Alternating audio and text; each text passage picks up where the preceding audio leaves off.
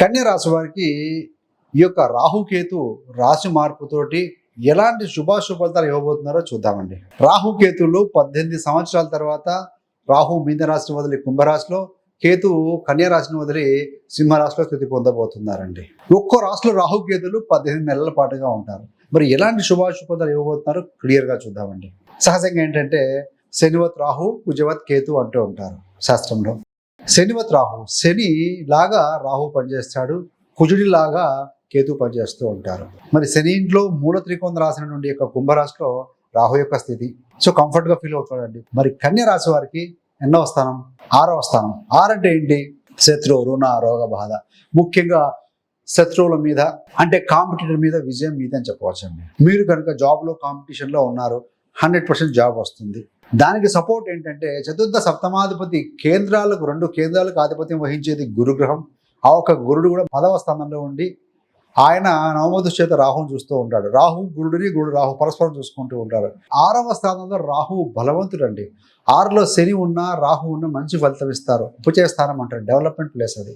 So గురుడు కూడా చూస్తూ ఉన్నారు కాబట్టి గ్యారెంటీగా ఉద్యోగం లేని వారికి ఉద్యోగం దొరుకుతుంది, కొలువు వస్తుంది అని చెప్పాలి. శత్రువుల మీద విజయం మీదే. రాహు అంటే టెక్నాలజీ, ఫస్ట్ మూవింగ్. సో కాబట్టి విదేశాల్లో ఉన్నవారు టెక్నాలజీ ద్వారా బాగా డెవలప్ అవటం, ఆర్టిఫిషియల్ ఇంటెలిజెన్స్ వాటి చాలా ఉంటాయి కదా. సో ఆ టెక్నాలజీ ఉపయోగించుకొని తక్కువ సమయంలో ఎక్కువ అవుట్పుట్ తీసుకునే విధంగా వారి పని ఉంటుందండి. మరి రాహు యొక్క దృష్టి 2వ స్థానం మీద పడుతుంది, గురుడు యొక్క దృష్టి కూడా 2వ స్థానం మీద పడుతూ ఉంటుంది.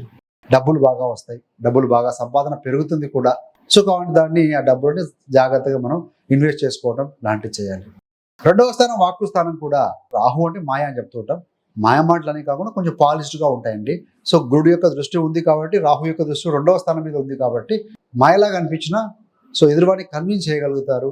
అదేవిధంగా మీ ధర రాబడి కూడా పెరుగుతుంది అని చెప్పాలి. మరి మొత్తంగా చూస్తే ఎక్కడైనా విదేశాల్లో ఉద్యోగం చేద్దాం అలాంటి కోరుకునే వారికి కూడా మంచి అవకాశం మెండుగా వస్తుంది అని చెప్పవచ్చండి.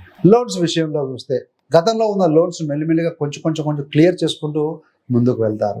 మీకు లోన్స్ అవసరం ఉంటే అప్రోచ్ అవ్వడం మంచిది. లోన్స్ అయితే మాత్రం సులువుగానే శాంక్షన్ కాబడతాయండి.